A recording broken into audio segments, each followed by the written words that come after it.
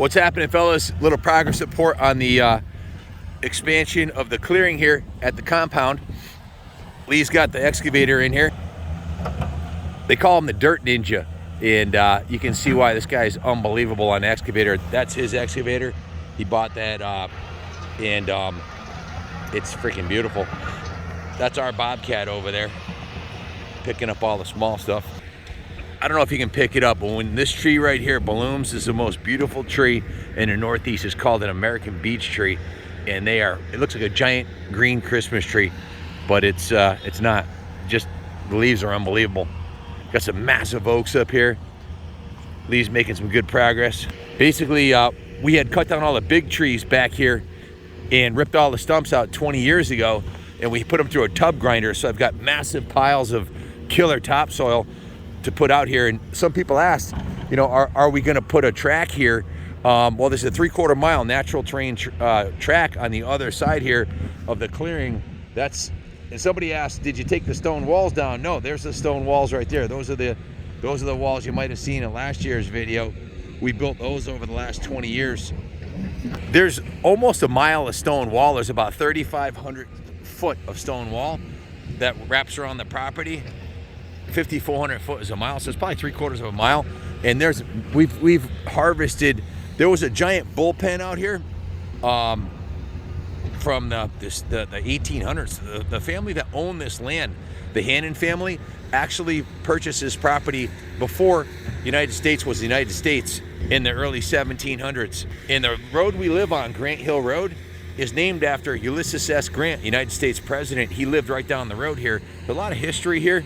Our history goes back to Y2K when we purchased this 22 years ago, and I've been picking away at it as time allows. But as we do this kind of work, we want to preserve all the big trees and all the big stones, because these are all going to be part of the landscape feature. You've seen the stone entryway we built. Just for perspective, to give you an idea how big these stones are, there's Christy. These stones are massive, refrigerator-sized stones, and they're awesome landscape features. We made tables out of them. We made the entryway. I don't know what we're going to build with these, but we're going to build something with them. Fire pits. We've got 4 fire pits on the property. But there's my T190, my track machine. We use that for snow removal, landscape, and everything. It's our MVP. So we will have an extension of the track out front, which is 3/4 of a mile long. When we're done, we should have a loop that's probably 1.5 miles here, and we'll be doing feature videos on new bikes here. Stay tuned. I can't tell you too much about that yet, but we're going to be doing new bike videos here, and of course the vintage bikes and the CR500s and everything else. So stay tuned. There's the man. Here's the man himself. We call him the Dirt Ninja, aka Lee. What's going on, brother? Hi, buddy. Good to see you. It looks awesome. I'm getting there. This is his son Tucker in the cat skid steer. Tucker's 16 years old. How long has Tucker been running a machine? He's about 6 years old. Now, since he's 6 years old. Now this is no ordinary 16-year-old. This is a motocross kid. He races motorcycles too, and we've had a bunch of kids. If Chris Canning rings a bell, Chris Canning worked here from when he was 15 to probably 19. Will Lostrom, Kenny Jr., all the motocross kids take to these skid steers like you wouldn't believe. And if it has to do with building a track, they want to get involved. So yeah, we will be building an extension of the track back here. How's it going so far, Lee? It's going good. It's rocky, but the weather is hanging in there with us, so we're giving it hell. Best time of year to do it too, isn't it? Absolutely. So how'd you end up before all the black flies come out and it gets really hot? How'd you end up with the nickname Dirt Ninja? The Mud Ninja. Mud Ninja. Actually. Okay. Derek Pacheco coined it. Derek Pacheco. Just kind of stuck. You did most of the work over there for the Pacheco moto yard, right? Yeah, moto yard for the Nevs and the Pacheco family. We had a lot to do with that project over there, along with Robbie Marshall, and definitely one of the nicest private motocross tracks in the country. Robbie Marshall, what's the name of it? Is it Ram Tracks? Ram Tracks, yeah. Ram Tracks. Robbie Marshall, local pro, local legend racer. He builds motocross tracks, and we might want to enlist him to help to put a loop back here too, huh? Absolutely. That knows how to build a track. Yeah, no doubt.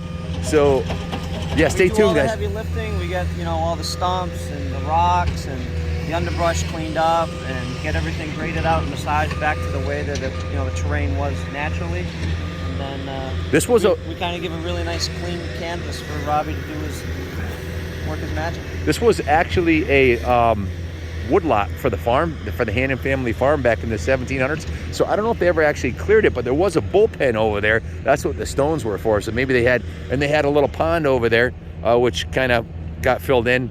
So I think they had the animals out here, and the other side there was a cornfield out front. So yeah, we're getting it.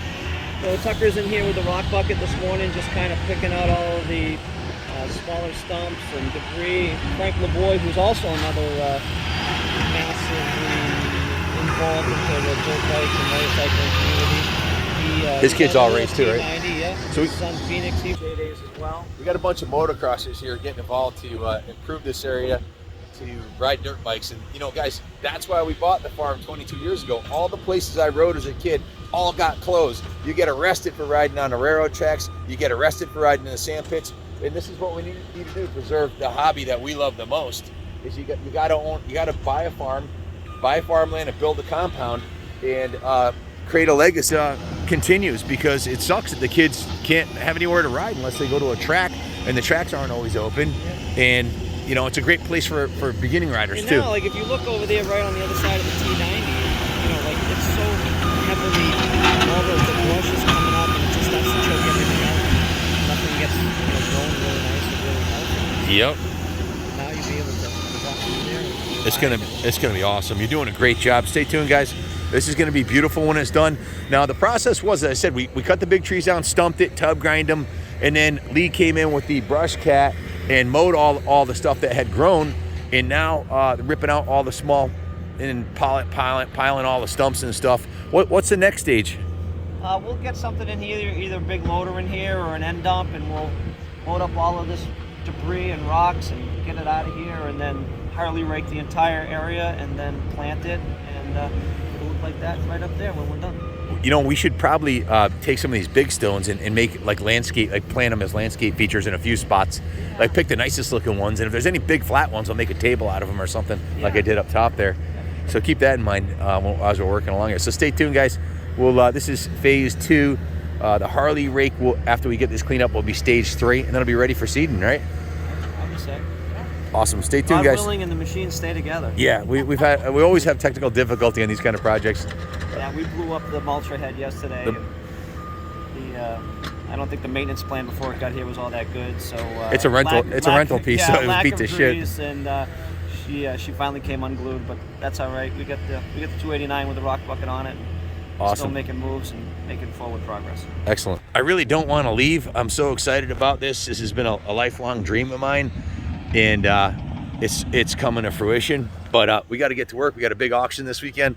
I've been listing bikes around the clock. We got 48 bikes going up for auction this weekend, and we're super crazy busy at work. It's the busiest time of year for the motorcycle industry, and we're flat out. It just looks so awesome seeing it get cleared out, because basically that's what it looked like a week ago, just an absolute jungle of overgrown trees. That's not even the full effect. It was so much thicker. You can zoom in past there. It's super thick. Yeah, it was not only super thick, but tons of stones.